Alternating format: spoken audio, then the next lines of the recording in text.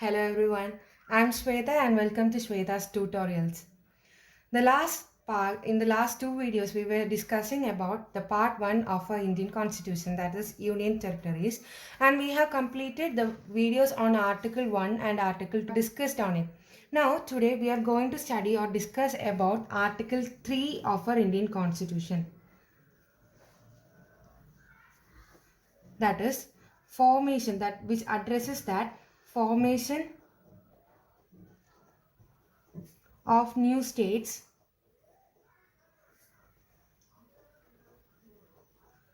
and alteration of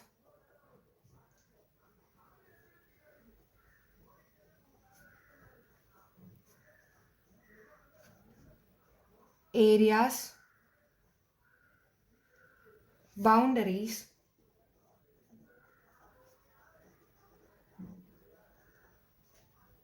or names of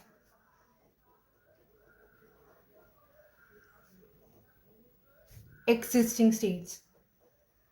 The last video that about Article 2, I have discussed that it is about the establishment and admission of new states which are not occurred, which were not a part of the country till now. That is, which all states that can be states or union territories that can be acquired or procured in the future times.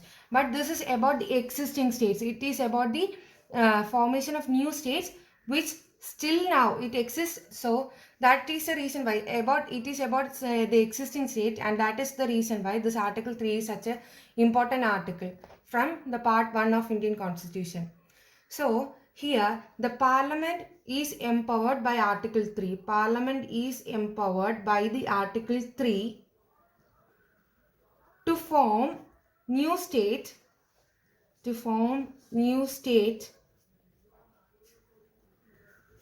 to increase or decrease, that is increase or diminish area of any state,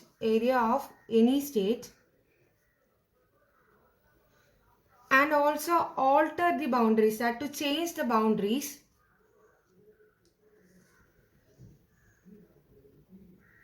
of any state, and also it has a provision to alter the name of any state,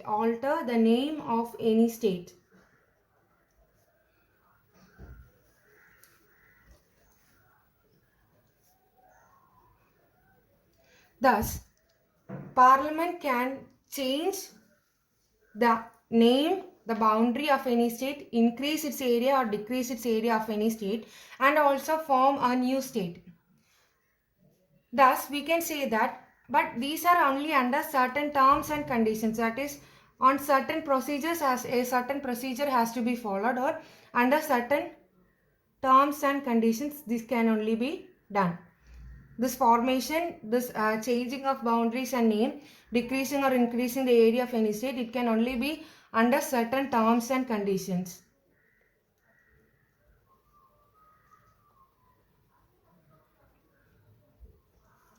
Thus, we can simply say that Article 3 deals with internal readjustment or internal rearrangement. Thus, we can say that Article 3 is about internal rearrangement.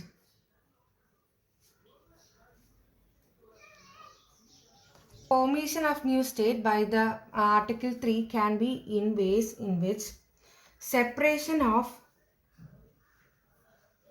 territory from any state, that is a part, or that a territory is separated from a state, separation of territory from any state, or by combining or uniting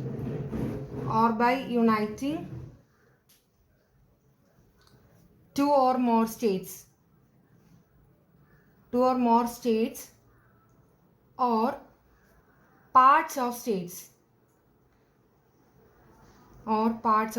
that is the Parliament of India can form a new state by the separation of territory, a little part from any state, taking a little part from any state, or combining or uniting two or more states or parts of states, that is states completely are taken to form another state, or the parts of the states are united, or the parts of the states from two or more different states are taken so that it can be formed to it can be combined to form a new state.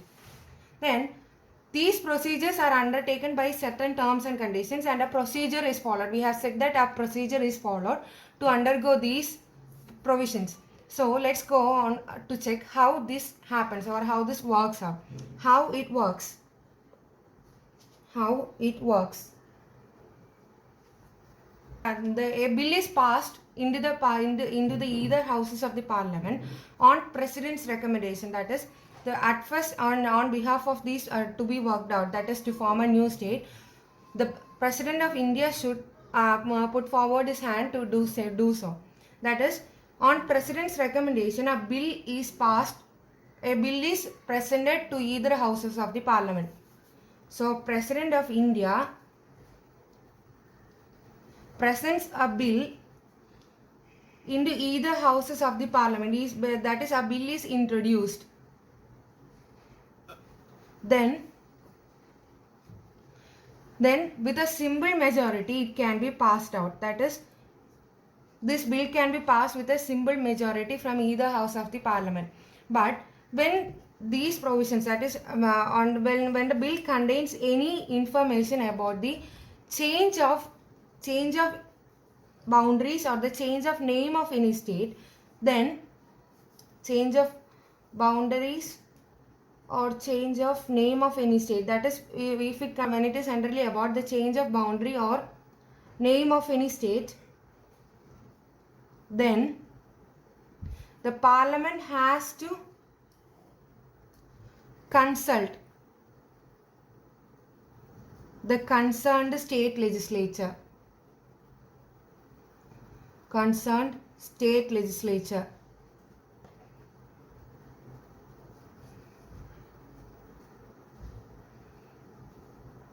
Concerned state legislature.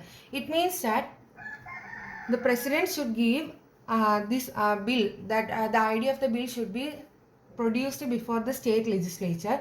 Within a stipulated time period, the state should give back. The state should, after certain time, after stipulated time,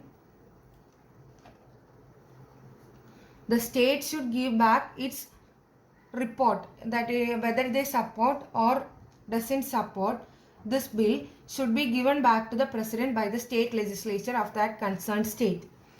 It can be binding or non-binding, that is, the state legislature cannot compel the president on whether to enact or doesn't enact the bill. That is, whether the bill should be coming into action or not. The state legislature should not. The state legislature does not have any say to compel the president for this bill in action. This is how it works when it is concerned with the state legislature. But for the case of union territories, in this case, when it happens to the union territory, the president does not have to consult, the state does not have to consult the state legislature, that is the union territory here. When it is concerned with the union territory, the president does not have to consult the concerned union territory about this action. This is a provision, special provision provided under Article 3 of our Indian Constitution. For example, similar bills regarding Mizoram, Arunachal Pradesh, Goa, Diu and Daman were introduced in the parliament without such consultations. Now next we are going on for saying whether the power of the parliament to diminish the area of state under Article 3 also include the power to give up the Indian territory to a foreign country. The answer is yes, that is, the parliament has the power to diminish the area of state under Article 3 can also include the power to give up the Indian territory to a foreign country. But The Parliament must go for amending the Constitution under Article 360. That is, after going for the amendment of the Constitution under Article 368, then only the Parliament has the power to surrender or to give up the power, that is the power to give up the Indian territory to a foreign country. So I would like to conclude our Article 3, that is the formation of new states and the alteration of areas, boundaries and the names of the existing states, by giving 4 simple points. That is, you may note down. Parliament enjoys the power to internal readjustment. Then the second one, the state legislature's opinion may or may not be binding to the president. That is, the state legislatures cannot compel the president on any action on the bill. And you have to note a point that the union territories are not even consulted on this procedure. Then the third one is that the Constitution of India does not guarantee the territorial integrity of any state, while the Constitution of America guarantees such a territorial integrity. That is, territorial integrity means the safeguard of the safeguard of for the formation, like the state is as it is for even after so many years of the formation of our country. Then the fourth point that is to be concluded is that the Parliament cannot make a law that surrenders the Indian territory to a foreign state under Article 3, and unless has to follow procedures under Article 368 to do so. And thank you.